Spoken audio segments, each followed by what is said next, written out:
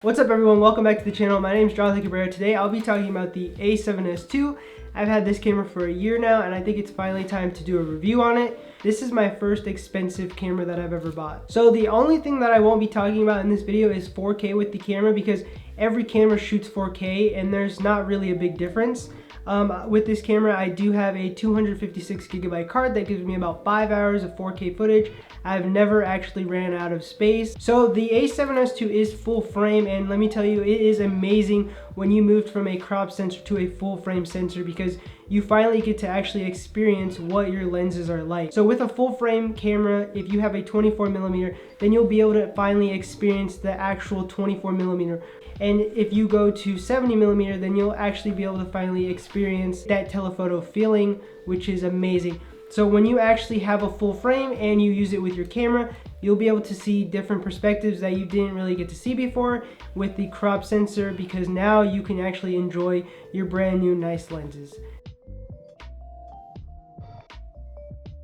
The A7S II is actually just as big as my hand right here, and that's what I like about this camera. It's ultra portable and it's super tiny. It's not too conspicuous either. If you're traveling around with it, people aren't really gonna say too much because they're not gonna believe that this is a video camera.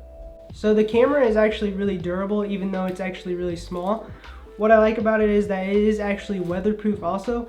That doesn't mean that it's waterproof or tornado proof. It just means that it's weatherproof, so it can get a little bit wet. I've actually gotten it wet in the snow, in the rain, and it's proven to be fine. What I like about the camera is that it's small. If I go somewhere and you're not allowed to take a camera inside, then I can take off all the accessories, the lens, the Rode video mic, the Joby GorillaPod, and I can easily put this in my backpack and it won't be too heavy for me to carry around all day. All I knew is about the slow motion for the A7S II is that it shoots in 1080p at 120 frames per second.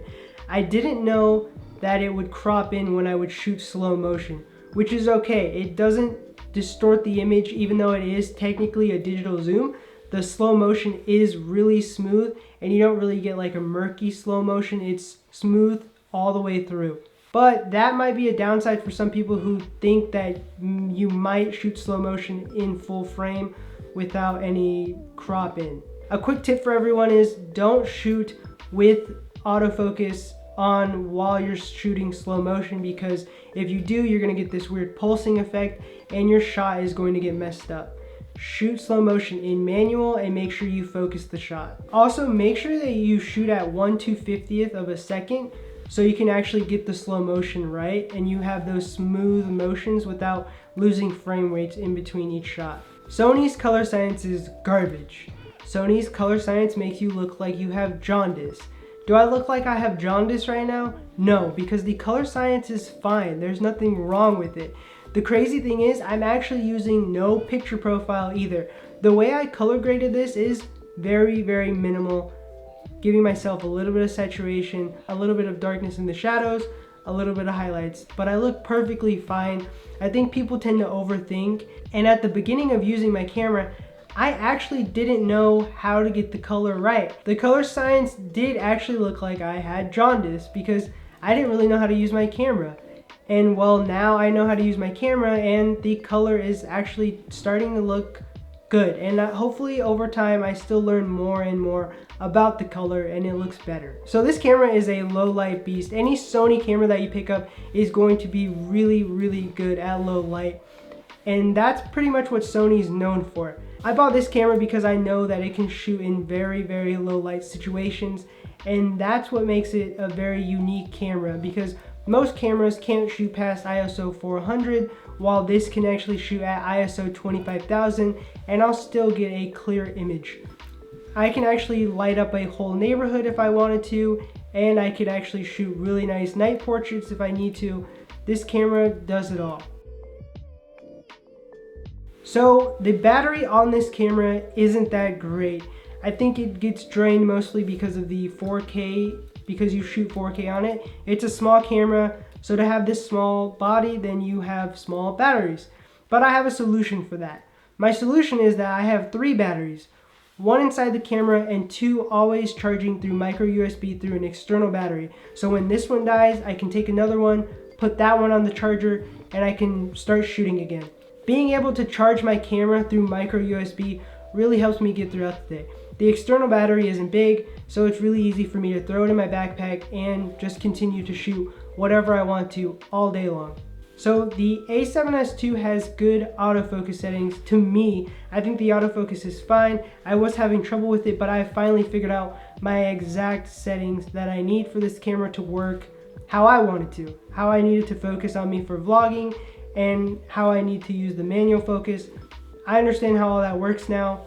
I'm still trying to tweak it a little bit, but it is getting better. Now the autofocus isn't as good as the A6500 that I'm using right now, but it is fast enough for what I need. The settings I use for my camera, I do want to make a video about that, but I currently make sure that the autofocus is set to center and the face detection is set to my face specifically, and it does lock on really fast and it gives me good focus really quick.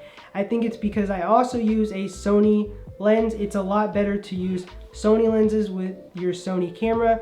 Don't use Canon lenses, the autofocus won't work well, but if you do want good autofocus, then you're gonna have to purchase a Sony lens. So unlike Canon, Panasonic, and Nikon, the A7S II does not have a flip out screen, so I can't see what I'm shooting every time, unfortunately. Now that's a problem because you can't see yourself. So when I'm vlogging, I don't know exactly what I'm vlogging, and when I'm shooting videos like this, I don't know exactly what I'm shooting. I have to get up, go around and look at the screen and see what I'm shooting. Unless I were to purchase an external monitor, then I won't be able to see myself. But that's okay because that's how Sony wants their cameras to be. They're unique in this way, and that's okay. I know Sony's not gonna change it, but that's how the screen works. The screen is actually really nice. It's not touchscreen or anything, but the screen is super clear. So yeah, that's how Sony makes their screens. I don't think they're gonna change that anytime soon, but the screen is good. And if you're okay with it not flipping out, but having excellent picture quality, then this camera will work for you. So if you guys enjoyed this new series that I'm trying to start, it's going to be a new piece of gear, a new piece of travel equipment that I'll be reviewing every week to show you guys this is everything that I have. And I'm thinking about maybe combining it all into one huge video. And later on when I do upgrade my camera, or if I do upgrade my bag, then I'll make an update video for the series about why I changed my camera or why I changed that bag, and also updating you guys on what kind of stuff that I travel with. Let me know in the comments below if you enjoyed this video. Please make sure to hit the subscribe button, be sure to hit that thumbs up, and I will see you guys in the next one.